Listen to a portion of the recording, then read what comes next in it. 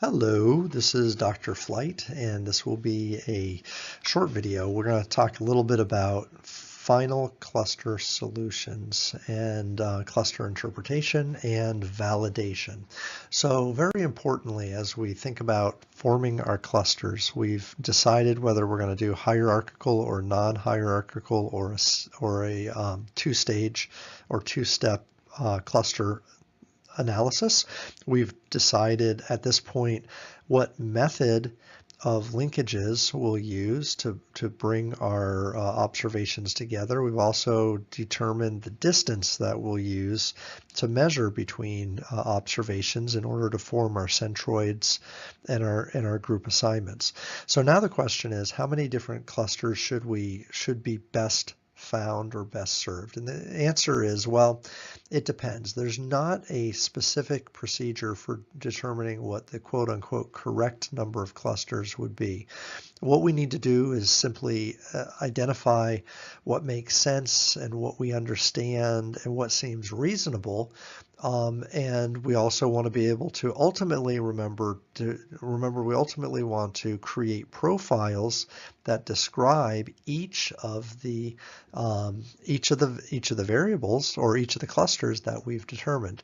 So we don't want any single member clusters. First and foremost, keep in mind if we have a single member cluster, it may be that that observation is an outlier and is warranted for removal.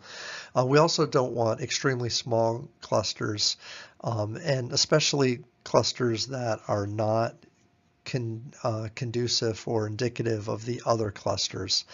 So if we have a cluster with 50 in it, another cluster with 49, and then a third cluster with 12, that one with 12 may be questionable. 12 is probably fine, but if it's smaller than that, we want to be careful. So for hierarchical methods, the rules then for stopping typically are based on how much change or how much distance happens between the subsequent observations that are entered into the group. So in other words, the iterations will continue until there's no significant, the distance between clusters is not sufficiently large. So the total similarity measure as a whole between the clusters increases or decreases, and the rate in which it increases and decreases kind of helps determine how many total clusters there are. So in other words, if we split into an additional cluster, if there's no great distance difference, then it won't create the cluster because there's no reason to do so. So the distance between clusters matters as well. It's kind of like, gosh, I don't know. It's kind of like splitting up samples over and over and over and over again. When do you stop splitting up the sample? Well, when there's no distinction between the groupings is probably when you do that. And if there's no distinction between the groupings, it just means that the distance measures that we're creating aren't significantly apart from each other. Okay, so groups, in other words, that are heavily overlapped, that's a problem. Groups that have their centroids or centers very, very close to each other, that would be a problem too. Okay, so all clusters then should be significantly different from each other across the set of clustering variables, and they should be distinctive from each other. Cluster solutions should also ultimately, at the end of the day, be explainable. Now, I have here theoretical validity, so you should be able to explain and kind of make sense of the clusters that are formed. If you can't, then that's pause for concern and probably want to go back and try to re-understand the data a little bit more. So that leads us into this interpreting cluster notion. So the cluster centroid, or the middle point, is the mean profile of the cluster. So what will happen is Each cluster will have a mean value for each variable that is inputted into the actual equation.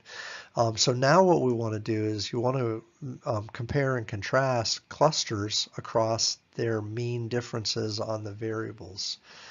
So interpretation then of the clusters involves examining and distinguishing the characteristics from one customer cluster to another, and we think of that as cluster profiling, and we want to make sure there's substantial differences between the two. So like for instance, if we have cluster A and cluster B, we'll often want to do an ANOVA and do a test to confirm that they are distinct and different on the variables of interest, and then that is what defines the clusters the way they are. So cluster solutions failing then to show substantial variation from each other then indicate that the cluster solutions should be re-examined and looked at much closer. Cluster centroids should also be assessed for correspondence with the researcher's prior expectations. So again, we don't want to go in this completely blindly, even though this tends to be an atheoretical or exploratory type of an approach. We should have at least minimally some expectation of what we think how the data should be grouped. And so that's one of the considerations too. Can't take our forethought out of the picture entirely.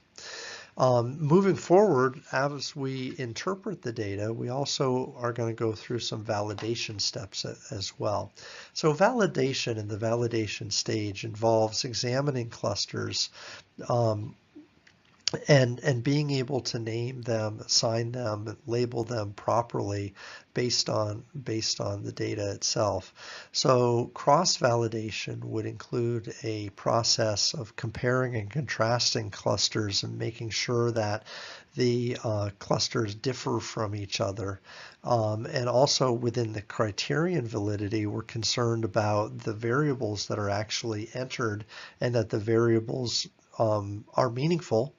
Now we're not saying there's causality, but we understand that they meaningfully differentiate clusters from each other. Finally, profiling is a process that we will do where we can verbally, in a written form, describe the characteristics of each cluster and explain how they are different on the different variables that we've entered into the model. And you know, this notion of discriminant validity is one where, you know, if the clusters discriminate, it means that they are different from each other, that they don't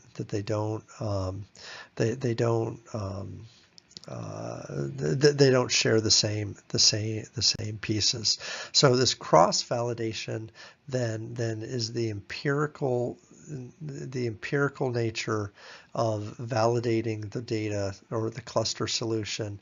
What we can do to do this is actually a holdout sample where we run the data once and then we run it again, splitting the sample and then comparing this cluster solutions. So we'll have multiple cluster solutions based on how many holdouts you have, and making sure that the data consistently behaves.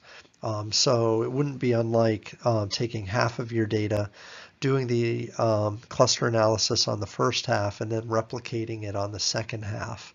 That would be a good way to cross-validate and make sure that the clusters differentiate and that they are separate as they should be.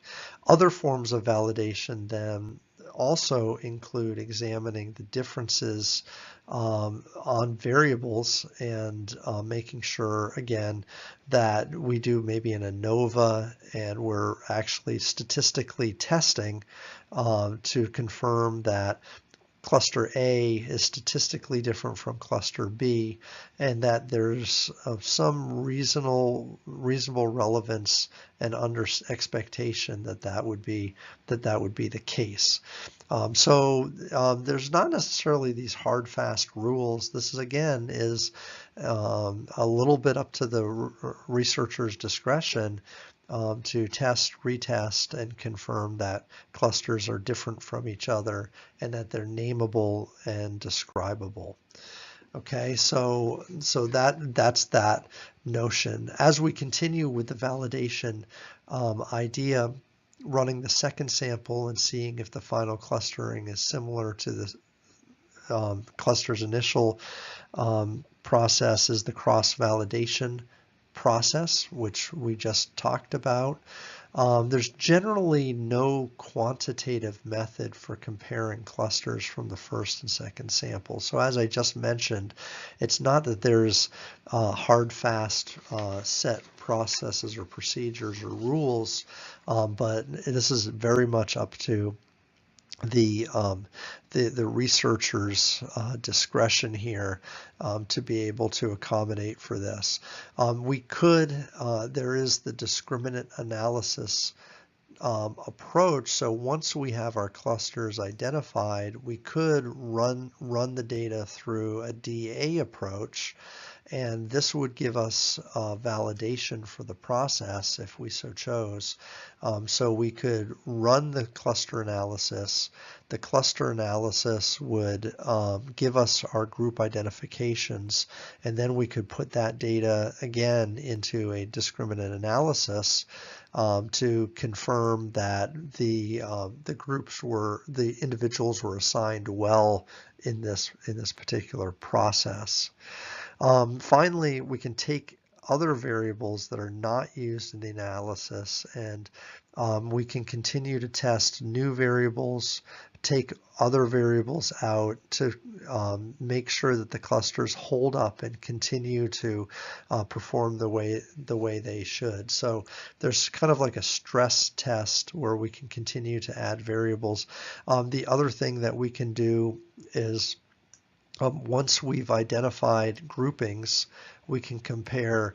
So sometimes we compare demographics, and so or things like that. So I might do a cluster analysis on emotional like an emotional set, or some type of like feelings, or some type of set of variables like that.